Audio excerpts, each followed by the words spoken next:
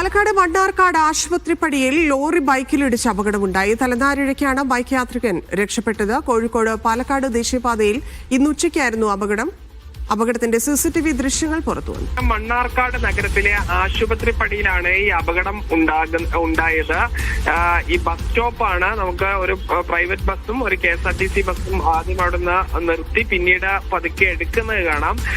വേഗത്തിൽ വന്ന ഒരു ടോറസ് ലോറിയാണ് ബൈക്കിൽ ഇടിക്കുകയും ബൈക്ക് യാത്രികൻ തെറിച്ച് വീഴുകയും ചെയ്യുന്നത്. ഈ വളരെ പതുക്കെ KSRTC ബസ് എടുത്തത് കൊണ്ട് മാത്രമാണ് വലിയ അപകടം ഒഴിവായത്. ഇല്ലെങ്കിൽ ബസ് യാത്രക്കാരൻ പക്ഷേ ഈ സ്കൂട്ടർ യാത്രക്കാരൻ ഈ ബസ്സിനടിയിൽ പെടാനുള്ള സാധ്യത വരെ ഉണ്ടായിരുന്നു. എന്തായാലും വലിയൊരു അപകടമാണ് ഒഴിവായത്.